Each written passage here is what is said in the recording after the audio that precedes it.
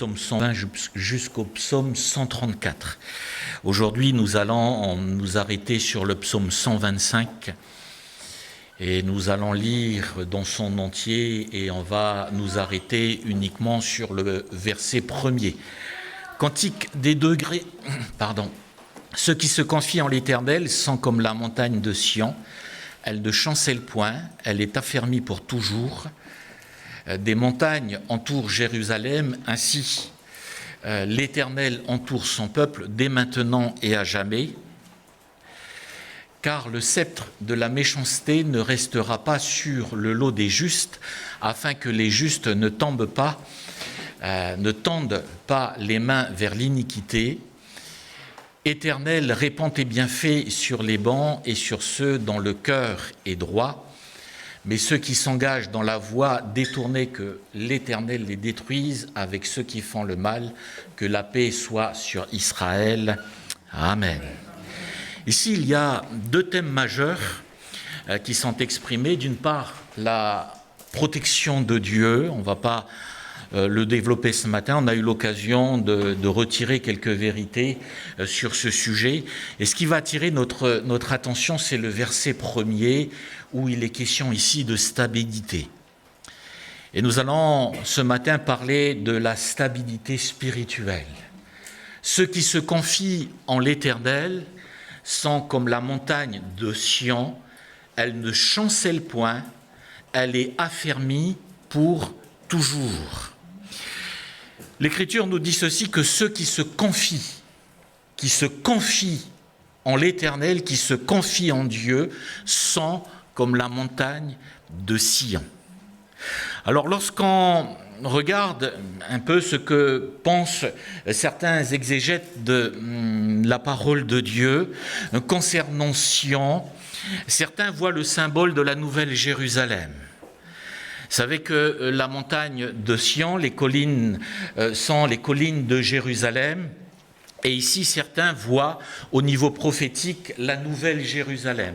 Dans l'Ancienne Alliance, lorsqu'il est question du mont Sinaï ou le mont Horeb, l'Écriture nous dit c'est là où Dieu vient à la rencontre d'Israël, à la rencontre de Moïse. Et c'est sur le mont Horeb, sur le mont Sinaï, où Dieu va donner les tables de la loi. À Jérusalem, les montagnes de Sion, certains voient la Nouvelle Jérusalem. C'est-à-dire que Dieu, aujourd'hui, nous accorde bien plus que sa loi, même si elle est nécessaire et elle est utile pour notre vie. Dieu nous accorde, et nous l'avons entendu dans vos prières, dans les chants, Dieu nous accorde sa grâce. Et la dispensation de la grâce est supérieure. Pourquoi ? Parce que par nous-mêmes, nous ne pouvons pas accomplir toute la loi. Et c'est pour cela que Jésus est venu, pour nous introduire dans cette dispensation de la grâce. La Bible nous dit ceci, que ceux qui se confient en Dieu sont comme la montagne. Une montagne, et il est dit ici, elle ne chancelle pas. La montagne, elle est affermie pour toujours. Et je crois que si il est important pour nous d'avoir une stabilité spirituelle, il y a plusieurs points qui sont là, mais le premier point, c'est de nous confier dans le Seigneur. On est tous d'accord pour dire que, d'une manière générale, dans tous les domaines, nous avons besoin de stabilité et nous avons besoin de quelque chose de solide. Lorsqu'on parle du couple, lorsqu'on parle de la famille, on a besoin que la famille soit dans une stabilité. Et si le père ou si la mère a un travail et tous les ans il faut changer, ça reste possible, on est bien d'accord.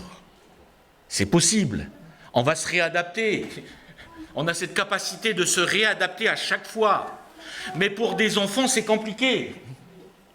Parce que si on fait une année, l'enfant arrive, il rentre dans une école, il commence à avoir des amis, il termine l'année, il faut partir. Et là, il faut se refaire. On arrive dans une ville, on commence à prendre ses marques, et quand on prend ses marques, il faut partir, parce que le travail nous amène ailleurs. Ce n'est pas toujours évident. Et ça génère parfois de l'instabilité. Et ça, on peut l'appliquer aussi au niveau financier, au niveau de notre vie professionnelle. Si on n'a pas un travail stable, c'est compliqué. Ça génère du stress, ça génère parfois même des angoisses de dire est-ce que je vais pouvoir payer mon loyer ? Est-ce que je vais pouvoir assurer mes factures ? Est-ce que je vais pouvoir vivre correctement ? Est-ce que je peux envisager même des vacances ? Quel que soit le budget. Si on a un petit budget stable, ça nous permet quand même de nous projeter. Si on a un budget un petit peu plus important, ça nous permet d'envisager d'autres projets un petit peu plus intéressants. Prendre l'avion, partir en Nouvelle-Calédonie, aller surfer la vague, prendre le bateau, faire de la plongée sous-marine. Il y a beaucoup de possibilités. Mais quand nos finances sont incertaines, ça génère des angoisses, ou des difficultés, ou du stress. La stabilité est nécessaire. Nous sommes dans un local où on peut louer le Seigneur tranquillement. Pourquoi ? Parce qu'il y a eu, pour ceux qui ont construit ces locaux, il y a eu un architecte, il y a eu un ingénieur en génie civil qui ont pris le temps d'analyser et de faire le nécessaire pour construire comme on a entendu, sur de bonnes fondations. Mais aussi pour pas que le toit nous tombe sur la tête, avoir des poteaux qui sont dignes de ce nom, et pour pas que la mezzanine s'écroule, il y a eu des calculs. L'ingénieur est là pour faire des calculs au niveau du ferraillage. Il ne suffit pas de mettre un treillis soudé et dire voilà, on coule. Non, il y a une réflexion derrière pour que ça soit solide, pour que ça soit ferme, pour que lorsqu'on vient, il y a eu des linteaux, il y a eu des poteaux, il y a eu même des poutres pour pouvoir tout soutenir cela sur des fondations. C'est la stabilité. Et dans le domaine spirituel, nous avons besoin aussi d'avoir une stabilité dans notre vie chrétienne. Je l'entendais tout à l'heure, Jo, quand il priait, il disait « Donne-nous d'être fermes, fermes dans la foi, fermes dans notre marche avec le Seigneur. » Il a employé ces mots, mais c'était ce qui m'a retenu ce matin. De pouvoir avoir une vie spirituelle stable, une marche avec Dieu, une marche persévérante, avec fidélité, une foi solide. Et ça commence par le fait de se confier en l'Éternel. Ceux qui se confient en l'Éternel sont comme la montagne de Sion. Il y a une nécessité pour nous, mes frères et sœurs, de toujours dépendre de Dieu, d'avoir cette relation profonde avec le Seigneur.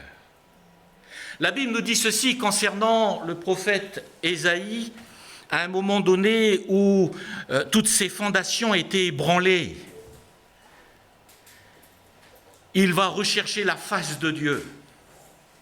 Et quand il va rechercher la face de Dieu, la Bible nous dit ceci, qu'il va être transporté dans la présence de Dieu. Ésaïe au chapitre 6. Et quand il est transporté dans la présence de Dieu, comme nous l'avons chanté tout à l'heure, il entendait les séraphins, les anges, qui étaient dans la présence de Dieu. La Bible nous décrit ces anges avec 6 ailes, 2 pour cacher leur face, 2 pour voler et 2 autres pour se cacher le corps. Et l'Écriture nous dit que concernant les séraphins, dans la présence de Dieu, qu'est-ce qu'ils crient ? Ils crient ce que nous avons dit ce matin. Saint, Saint, Saint est l'Éternel des armées. Et lorsqu'il est dans la présence de Dieu, eh bien, il est tout de suite saisi par cette sainteté. Et le réflexe qu'il a, il dit, mais malheur à moi, parce que mes lèvres sont impures. Quand on est dans la présence de Dieu, le Seigneur nous révèle tel que nous sommes, mais nous sommes confrontés à sa sainteté. Malheur à moi, je suis perdu. Et la Bible nous dit ceci, que l'un des séraphins vient avec une pierre ardente et il pose sur sa bouche et il dit, mais ton iniquité est enlevée. Dieu est saint. Les sacrificateurs et le souverain sacrificateur, quand ils entraient dans le tabernacle, seuls les sacrificateurs pouvaient aller dans le lieu saint pour offrir des parfums en l'honneur de l'Éternel. Et seul le souverain sacrificateur, il n'y en avait qu'un. C'est-à-dire que le tabernacle qui représente le temple de Dieu, le souverain sacrificateur, il n'y en avait qu'un parmi tout le peuple. Lui seul pouvait entrer dans le lieu très saint pour apporter le sang sur le propitiatoire. Et il le faisait une fois par an.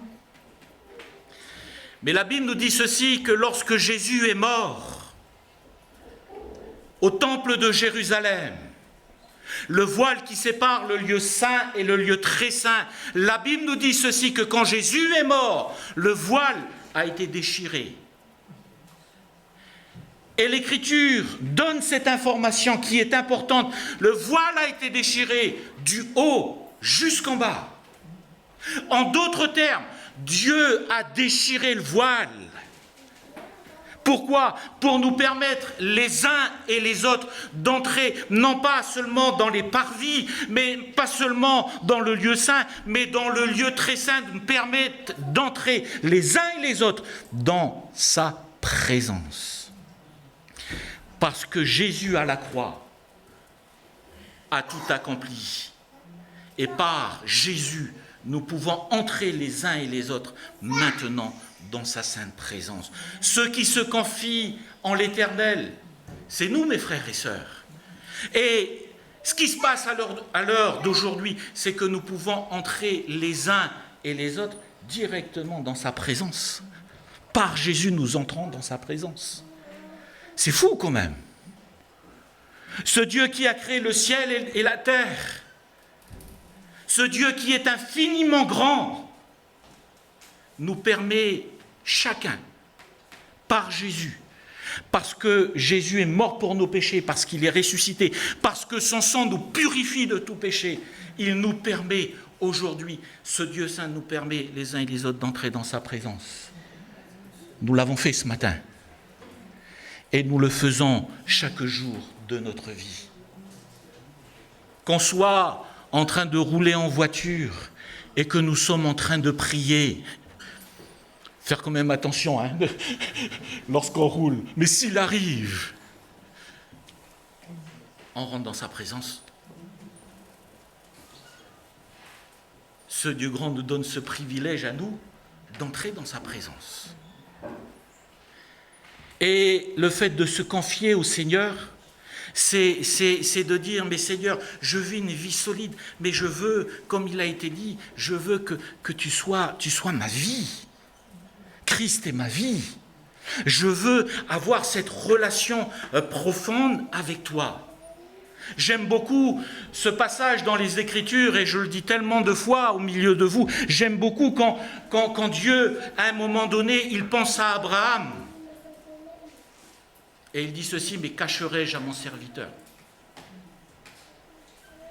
Mais il est qui, lui, Abraham ? Pour que le Dieu du ciel dit, mais cacherai-je à mon serviteur ma volonté concernant Sodome et Gomorrhe ? Il y avait son neveu là-bas. Il y a une relation profonde qu'Abraham a développée avec l'Éternel, à tel point que lorsque quand Abraham vient dans la présence de Dieu, ou quand Dieu vient à lui, Dieu à un moment donné dit, mais je peux pas cacher à mon serviteur. C'est fou, hein ?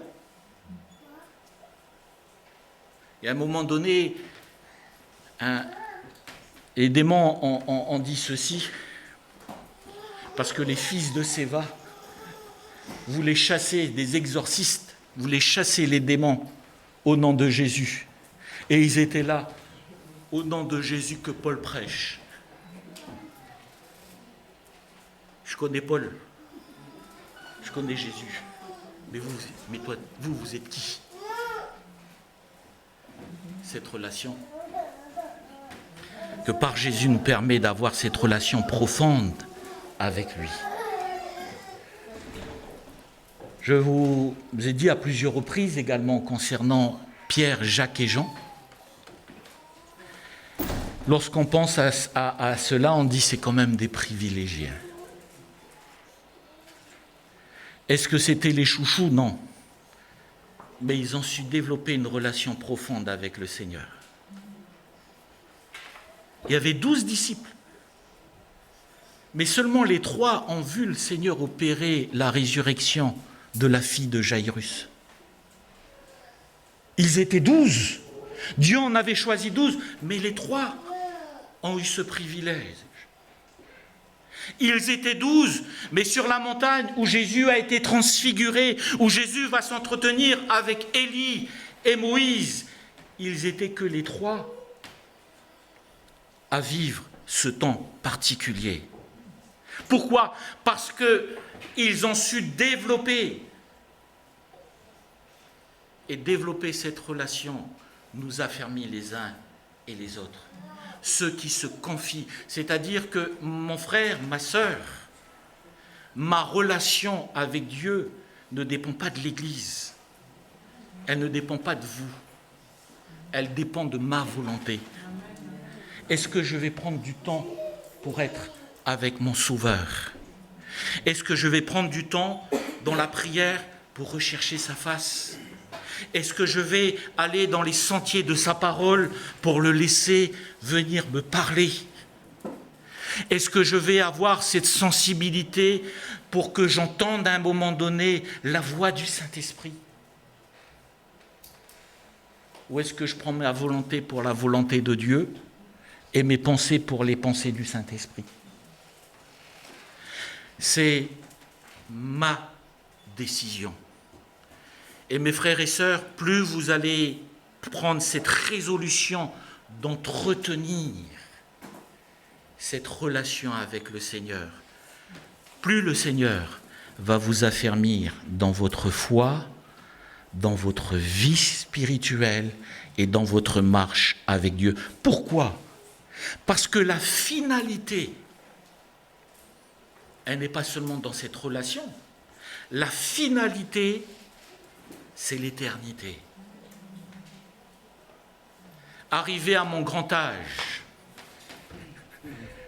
je me dis, il ne me reste pas beaucoup d'années encore. Enfin, j'espère que le Seigneur me prêtera vie et longtemps, vous allez me dire. Mais la vie passe tellement vite. Mais notre espérance, elle est où? Elle est là-haut. Et pourquoi je veux cette vie stable?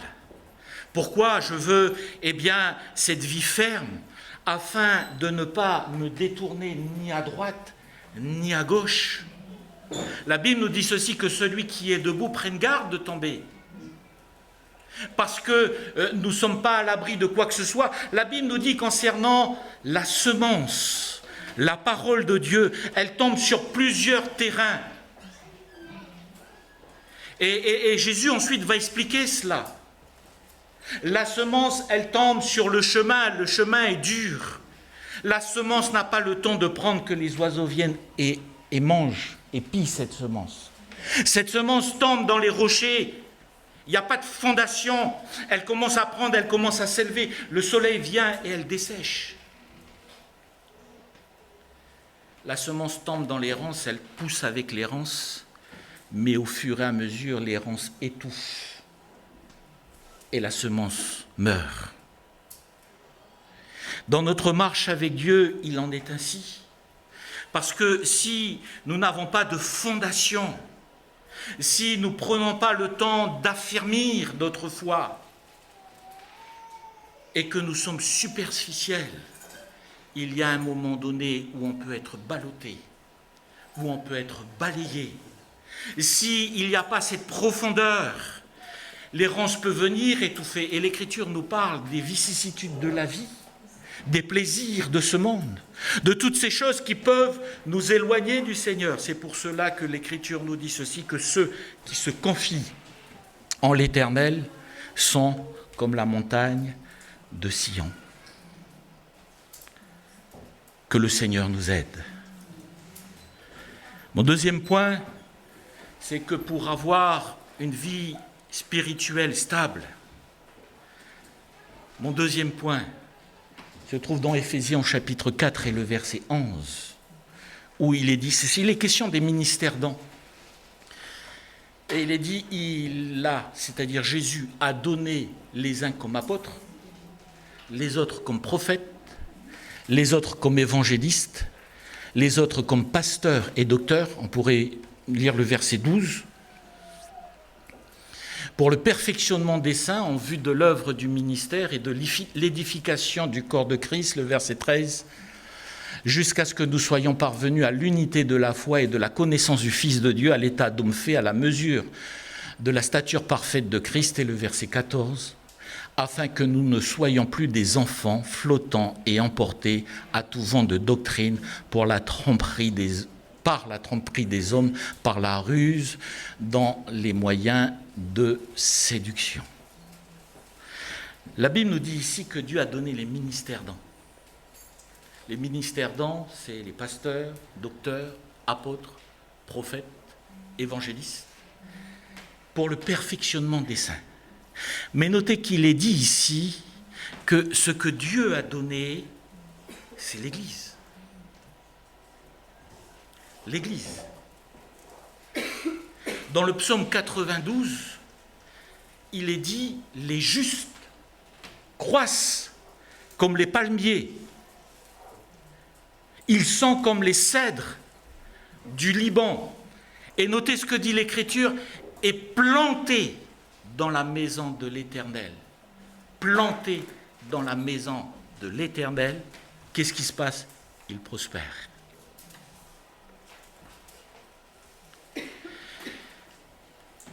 Mes frères et sœurs, on y revient toujours. L'Église, elle est essentielle. L'Église locale est essentielle. Vous êtes essentiel pour moi. Et l'inverse est valable. Pourquoi? Parce qu'on va s'affermir ensemble. On va progresser ensemble. Nous allons pouvoir aller de l'avant ensemble. Et ça nous garde toujours les uns et les autres dans quoi? Dans l'humilité. Ça nous garde dans l'humilité. Que Dieu nous garde d'avoir parfois cette pensée en disant, mais de toute manière, peu importe, j'ai la parole de Dieu et j'ai le Saint-Esprit. Et cela me suffit. Nous avons besoin des uns et des autres. Pourquoi? Parce que quand on a la parole de Dieu et le Saint-Esprit, et à un moment donné, on dit « le Saint-Esprit me suffit », c'est qu'à un moment donné, je ferme la porte au reste.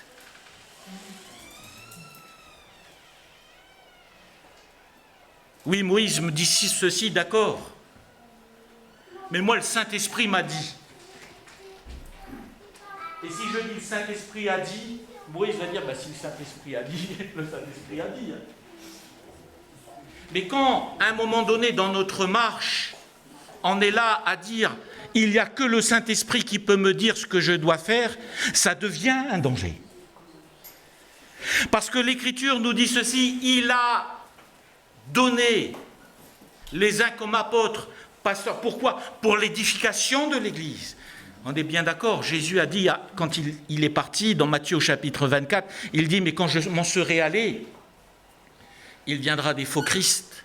Certains diront que j'y suis là et n'y allez pas. Il viendra des faux prophètes, il viendra des loups ravisseurs. Et on est d'accord avec cela. Mais on a besoin des uns et des autres. Parce que ça nous remet en question Et ça nous amène toujours les uns et les autres à dépendre de Dieu et à dépendre de l'Église. Et ça nous garde dans l'humilité. Les jutes sont comme les palmiers, comme le cèdre du Liban, plantés dans la maison de l'Éternel.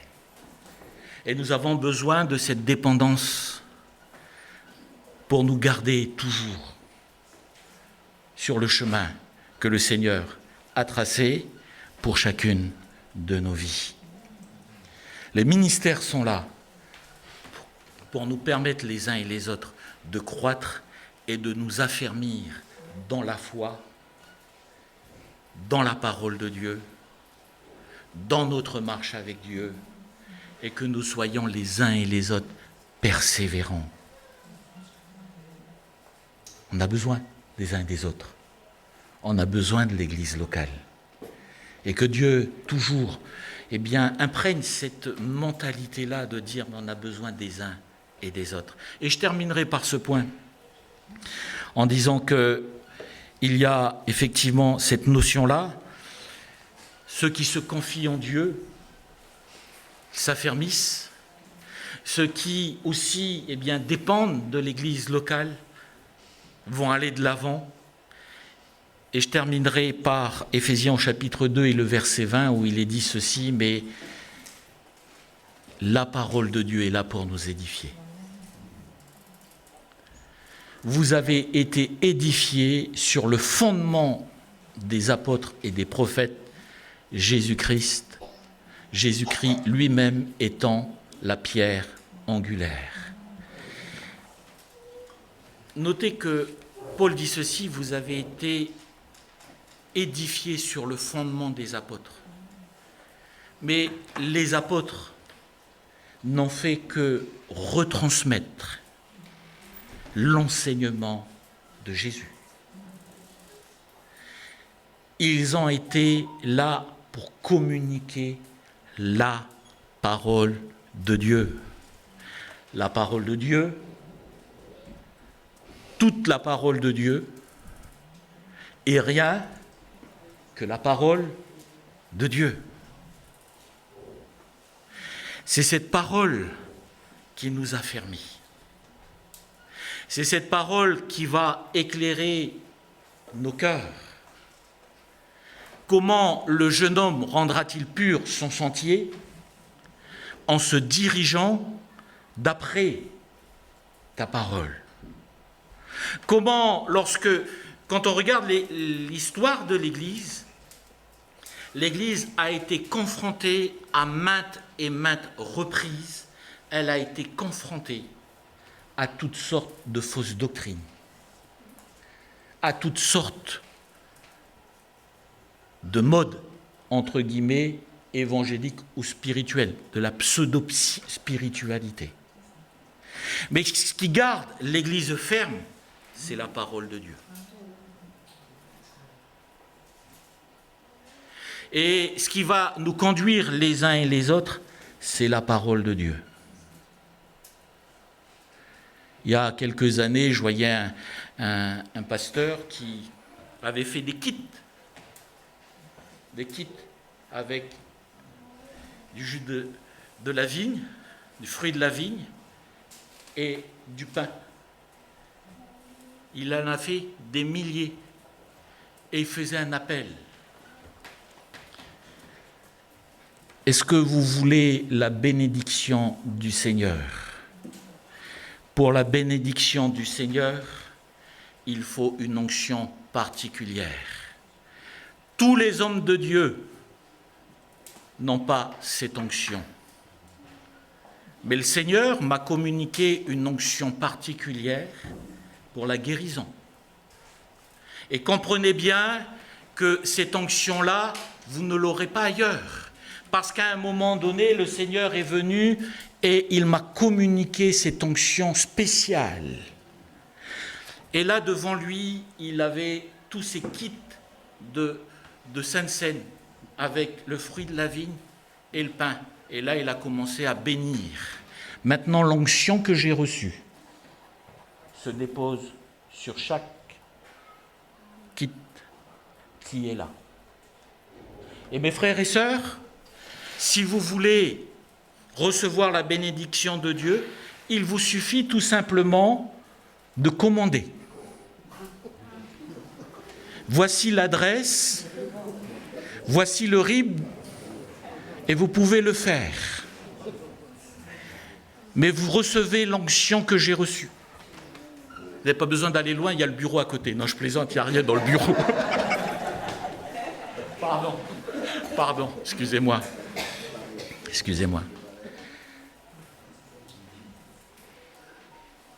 Mais on est aujourd'hui, et là je vais juste m'arrêter là, mais des exemples comme ça, je peux vous en donner des 1000 et des 10 000. La parole de Dieu nous remet les choses en place. Celui qui bénit, c'est le Seigneur. Celui qui bénit, c'est le Seigneur. Celui qui est capable d'opérer des miracles, c'est le Seigneur. Ne vous inquiétez pas, je ne vais pas mettre un vidéoprojecteur et projeter mon nom pour que vous passiez les uns et les autres pour recevoir la guérison.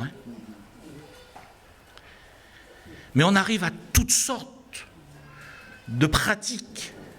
Mais c'est la parole de Dieu qui, nous affermit en disant que quand on va entendre de cela, si je passe par des moments difficiles, je ne vais pas avoir le réflexe de dire je prends ma carte et je fais ma commande.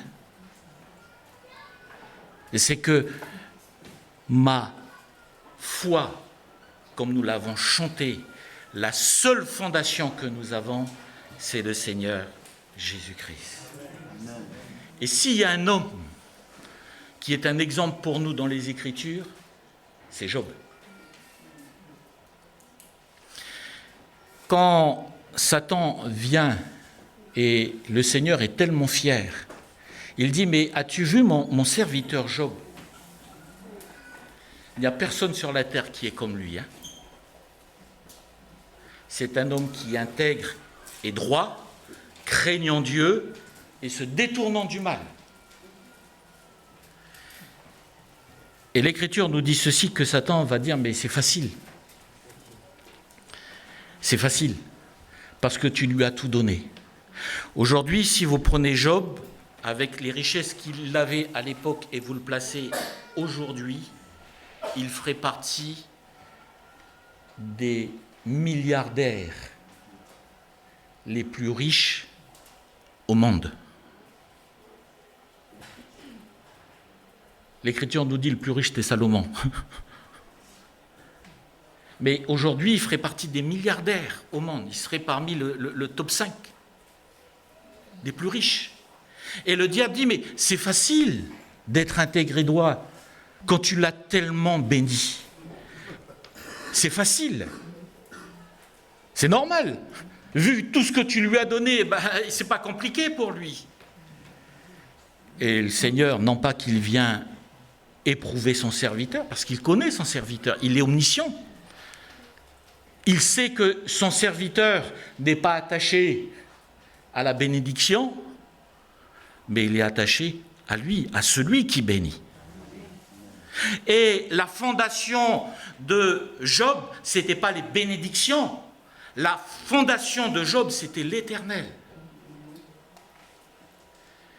Et quand Dieu dit, mais vas-y, essaye. Dieu sait très bien que son serviteur, parce qu'il est omniscient, parce qu'il connaît, il sait très bien que son serviteur ne va pas le lâcher, même s'il n'a plus rien. Il le sait. C'est l'omniscience de Dieu. C'est pour ça qu'il dit, mais il n'y a pas de souci. Mais notez la réaction de Job. Job dit ceci, l'Éternel a donné, l'Éternel a repris,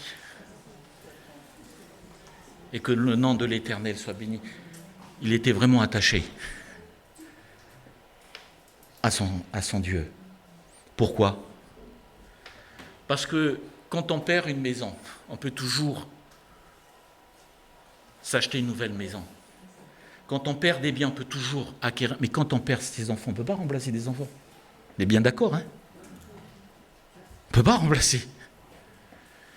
Mais sa dépendance, sa fondation, c'était l'Éternel. Et quand il arrive à un moment donné, il dit, mais je sais que mon Rédempteur est vivant. Mon corps peut se consumer, je peux devenir poussière, mais mes yeux le verront. Que Dieu nous aide dans notre marche, malgré les difficultés que nous pouvons rencontrer, eh bien de rester ferme. Et Seigneur, pour cela, je veux aimer ta présence. Je veux aimer cette relation que j'ai avec toi. Seigneur, je veux aimer cette communion fraternelle. Je veux aimer cette relation que j'ai avec mes frères et sœurs. Parce que je te rencontre seul, mais aussi avec l'Église, je viens à ta rencontre. Et je termine par ce point en disant, mais Seigneur, être ferme et stable, c'est être attaché à ta parole, la parole de Dieu, rien que la parole de Dieu et toute la parole de Dieu. Que le Seigneur nous aide à rester toujours dans cette perspective-là. Le Seigneur revient. Si le Seigneur n'est pas revenu, on ne lâche pas l'affaire. Et on sait une chose, que notre héritage, il est dans les cieux. Et puis même si on perd notre maison, on sait que nous, on a une belle maison dans le ciel. Alléluia. C'est vraiment une grâce de Dieu. Des fois, j'exagère, mais des fois, je suis là et je dis, mais Seigneur, ce sera comment ma maison? Ce que j'aurais vu sur la mer, là, avec des cocotiers. On sait une chose, c'est que le Seigneur, ce qu'il fait est parfait, et il a une belle maison pour chacun d'entre nous. On va prier le Seigneur. Merci Seigneur pour mes frères et sœurs. Merci parce que c'est toi qui les tiens debout. Dans l'adversité, tu es là.